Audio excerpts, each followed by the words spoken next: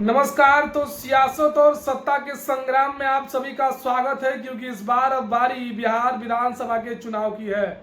जी हाँ, दिल्ली में चुनाव जीतने के बाद भाजपा की स्थिति और उसके बाद जिस तरीके से नीतीश कुमार को लेकर कयास चल रही है, क्योंकि भाजपा तो दिल्ली में जीतकर मजबूत मनोबल के साथ बिहार में उतरने को तैयार है, वहीं नीतीश कुमार के लिए क्या ये चुनाव जो है वो अस्तित्व की लड़ाई होगा? क्या चिराग पासवान की पार्टी और अधिक मजबूत तरीके से उभर कर सामने आएगी? और क्या तेजस्वी यादव इस बार वो कर पाएंगे जो काम पिछले कुछ सालों से तेजस्वी यादव नहीं कर पाए या करते करते रह गए? वो अलग बात है कि एक बार उप मुख्यमंत्री भी बन गए। और बात यह भी कि क्या मुकेश सहनी और जीतन राम मांझी की पार्टी इस बार एक्स फैक्टर भी साबित हो सकती है? क्या कुछ वोटर्स जो है वो फिर से जीतन राम मांझी और मुकेश सहनी के प्रति अपनी जो जिम्मेदारी है या फिर अपनी भागीदारी को तय करते हुए उनको चुनने का प्रयास है उसको सफल कर पाएंगे? यही हम समझने का प्रयास करते हैं इस वीडियो में। मेरा नाम अनुराग भारद्वाज है और आप जनता मंच देखना शुरू कर चुके हैं। देखिए, नीतीश कुमार की चुनौती अब यह है कि नीतीश कुमार अस्तित्व की लड़ाई की बात इस बार विधानसभा चुनाव में करेंगे, क्योंकि कहीं ना कहीं से उनकी अस्थिरता जो है उसको लेकर लोग गंभीर जरूर हैं। लोग गंभीर है कि नीतीश कुमार अस्थिर है, लोग गंभीर है कि नीतीश कुमार बार बार उनका ट्रैक रिकॉर्ड रहा है कि विधानसभा के चुनाव के बाद सत्ता पलट लेते हैं। तो क्या इस बार नीतीश कुमार फिर से वही काम करेंगे?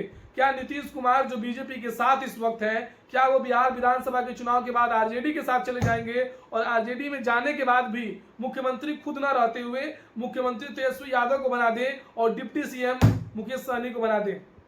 ये इसकी स्थिति क्या हो सकती है? देखिए, और बात लोग ये भी कर रहे हैं कि क्या चिराग पासवान की स्थिति और अधिक मजबूत होगी? क्या चिराग पासवान जो है वो कहीं ना कहीं से एक मजबूत दावेदार के तौर पर इस बार बिहार विधानसभा के चुनाव में उतरते नजर आ रहे हैं? क्योंकि चिराग पासवान ने जिस तरीके से लोकसभा के चुनाव में जो उनकी स्थिति थी और जिस सीटों को जीतने के बाद प्रधानमंत्री नरेंद्र मोदी के विश्वास को और अधिक जताया, बढ़ाया, क्या चिराग पासवान को भारतीय जनता पार्टी फिर से उसी तरीके से सीट शेयर करेगी?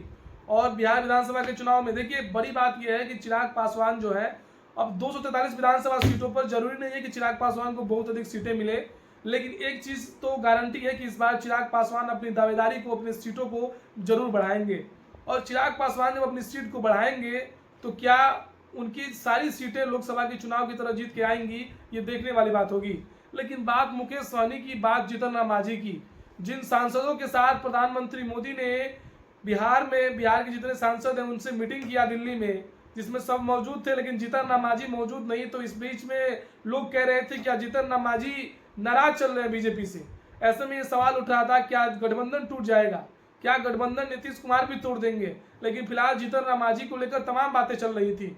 वो अलग बात है कि जीतन राम मांझी जो है वो अभी भी ऑफिशियली इस बात को नहीं कहे कि नहीं जो है वो छोड़ दिया जाएगा या गठबंधन जो है उसको तोड़ दिया जाएगा। इस बात को जीतन राम मांझी ऑफिशियली बोले नहीं है, लेकिन लोग ये कयास लगा रहे हैं कि तेजस्वी यादव अब वो पुराने लोगों को समेटने के प्रयास में है और उनको एक ऑफर है, एक दरवाजा खुला है तेजस्वी यादव की तरफ से कि मुकेश सहनी भी आए। मुकेश सहनी का भी बहुत स्वागत है। वैसे मुकेश सहनी रहे हैं बीजेपी में, लेकिन अभी आरजेडी के साथ ही है, सुर में सुर मिला के चलते हुए, और जीतन राम मांझी से भी कहीं ना कहीं से लोग कहेंगे। लेकिन इस बार प्रशांत किशोर की भी स्थिति को देखने वाली बात होगी, क्योंकि प्रशांत किशोर जो है वो कहीं ना कहीं से इस बार मजबूत चुनौती को रखेंगे जरूर बिहार में। क्योंकि अभी जो आपको जो 4 जगहों पे उपचुनाव हुए हैं बिहार में, उन 4 जगहों के उपचुनाव में जिस तरीके से सीट शेयर में, जिस तरीके से वोट शेयरिंग आई है प्रशांत किशोर को लेकर, जिस तरीके से प्रशांत किशोर के पार्टी को वोट प्रतिशत बढ़ा है, मिला है, पहली बार में कोई पार्टी अगर चुनाव लड़ रही है तो उसको हम कमतर नहीं आंक सकते हैं, उसको हम कम तरीके से नहीं आंक सकते हैं। तो इस बार हो सकता है कि अच्छी सीटें, कुछ सीटें निकाल ले जनसुराज।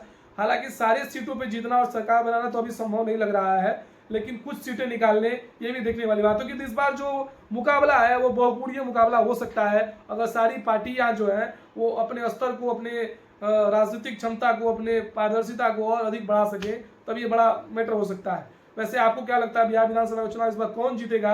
अपने विचार को कमेंट में जरूर बताएं। बहुत बहुत धन्यवाद।